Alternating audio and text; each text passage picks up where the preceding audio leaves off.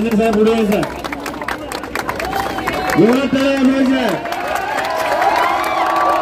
Thank you त्याप्रमाणे नाणेगावकर निवेदन करताय। हा त्यानंतर शिराईताई आपल्या शाळेची थोडं त्याला बोलवायचं आहे।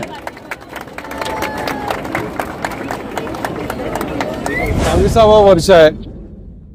कार्यसम्राट नगरसेवक प्रशांत राऊत यांच्या मेहनतीतून आणि लोकनेते आमदार एकंदरीत ठाकूर यांच्या संकल्पनेतून, कामगार नेते राजीव पाटील यांच्या संकल्पनेतून ही जी एकता दौड प्रशांत राऊत गेली 22 वर्ष विवाह गिरिविहार कॉम्प्लेक्स आणि येथील मित्रमंडळ, येथीलच्या सगळ्या सोसायट्या, नागरिक यांच्या सहकार्याने आणि सहयोगाने आज 22 वर्ष ही एकता दौड एक मेसेज घेऊन जात असते आणि येथील आबालवृद्ध मोठ्या प्रमाणे या स्पर्धेमध्ये भाग घेत असतात आणि एक वेगळं उत्सवाचं वातावरण इकडे तयार होतं।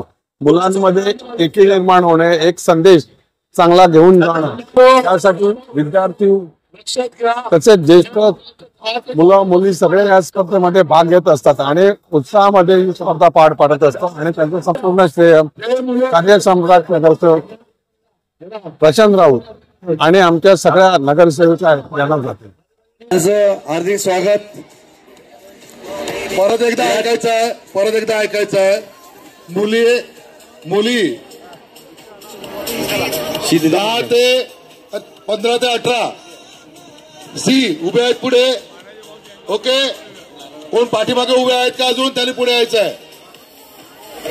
बघा 1990 ला कला क्रीडा महोत्सव चालू झाला आणि त्या कला क्रीडा महोत्सवामधून प्रेरणा घेऊन अनेक स्पर्धा वसई तालुक्यात, तत्कालीन ठाणे जिल्ह्यात, महाराष्ट्रात या चालू झाल्या आणि त्यातील ही एक, तर त्यातून एक ही स्पर्धा किंवा विविध खेळ, विविध स्पर्धा, विविध सामाजिक उपक्रम राबवायला सुरुवात झाली 1990 पासून, जेव्हा लोकनेते आमदार चंद्रकांत निवडून आले आणि त्यांनी काही गोष्टी चालू केल्या आणि त्याचंच अनुकरण करत ही एक स्पर्धा सुरू झालेली आहे।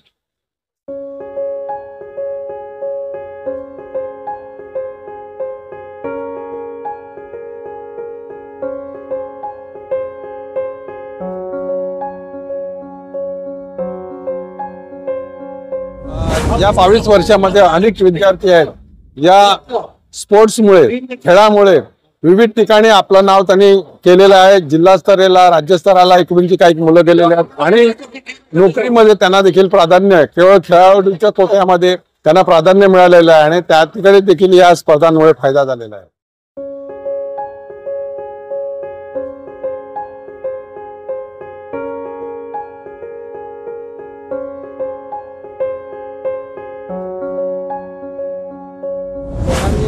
काळामध्ये या स्पर्धा विद्यार्थी संख्या आणि स्पर्धकांच्या संख्या वाढत चाललेल्या आहेत, त्यामुळे मोठ्या प्रमाणामध्ये ही एकता दौड याही पुढे चांगल्या पद्धतीने मोठ्या प्रमाणामध्ये घेतली जाईल।